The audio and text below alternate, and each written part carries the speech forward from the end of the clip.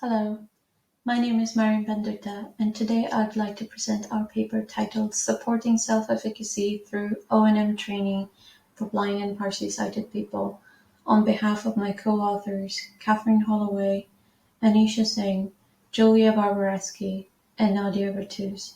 This work is part of my PhD research at UCL Interaction Center and Global Disability Innovation Hub. It is funded by EPSRC.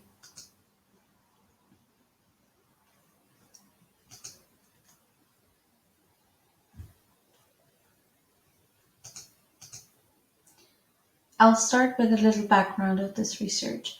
As many of you may know, orientation and mobility, or O&M training, is essential for independent living of blind and partially sighted BPS individuals. It involves learning of skills and techniques for safe and independent travel to support an independent lifestyle. Traditionally, orientation and mobility training is offered at the onset of sight loss or at an early age for those blind at birth in the UK and the US. To ensure an independent lifestyle for blind and partially sighted individuals, self-efficacy and confidence in O&M skills is important. Self-efficacy is one's belief in their capabilities to perform a given task. It is influenced by performance accomplishments that are past experiences of success and failures, vicarious experiences that is behavior modeled by others, verbal persuasions that are encouragements from orientation and mobility instructors, family members, and peers, and emotional and physiological states such as fear and anxiety that may lower the individual's perceived self-efficacy.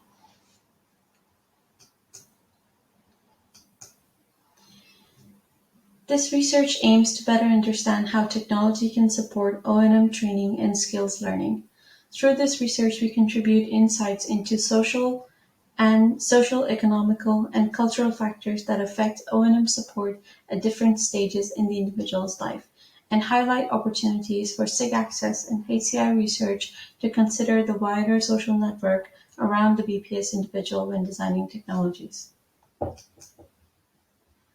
We conducted online and in-person interviews with 20 blind and partially sighted individuals and 8 O&M instructors. In the interviews, we asked the participants about their experience of O&M training, their socio-cultural environment, the technologies they use for mobility, and the impact of O&M training on their confidence and independence in the daily life. I'll now present some highlights from our findings of this paper. The first theme I will consider is technology use in O&M training. We found that O&M instructors build confidence in mobility by gradually increasing the complexity of the O&M task. They use multisensory, high and low-tech landmark and clues in the training. There was also this perception towards technology that current O&M technologies are not effective and safe in unfamiliar environments without human support. Therefore, many participants felt that the fundamental O&M skills should be taught by a human MOT or O&M instructor. However, technology could support practice and enforcement of O&M skills between training sessions by ensuring the learners practice the correct patterns of movement when using a long cane. We also found that government-funded O&M training provision varied across the country, and self-funded training was often too expensive. Many participants felt helpless and loss of freedom due to the lack of early O&M support when they first experienced vision loss. And vision loss also affected family dynamics. Participants felt helpless and dependent on their family members, and family members felt scared for their safety. Becoming parents was a challenging time as blind and partially sighted individuals sought help from family members and friends to manage everyday tasks. Their mobility needs also changed as they couldn't navigate using their long cane as well as pushing a pram or carrying a child.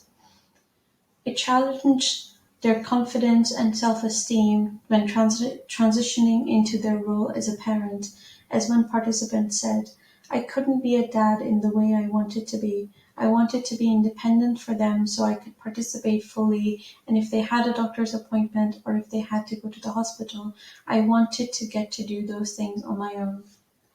Social and familial influence on O&M.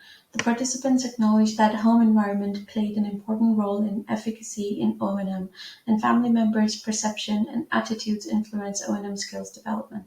Particularly, parents of BPS children and young people had the most impact.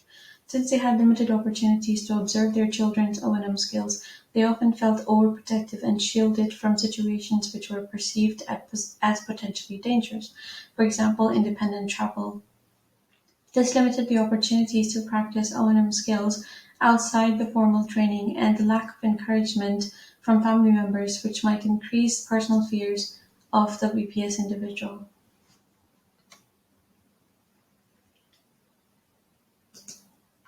To conclude, I'll leave you with some final reflections on our work. Despite availability of O&M training, the changing personal and social circumstances have a significant impact on self-efficacy and independence in O&M. Technology used during O&M training is contingent on the perceptions and attitudes of O&M instructors toward technology. Therefore, O&M research and technology should expand the focus from individual to the social-cultural context, including family members and partners, and O&M instructors as potential users of technology. Thank you for attending this short presentation. I invite you to read our paper for detailed findings and discussion. I'll be happy to answer any questions.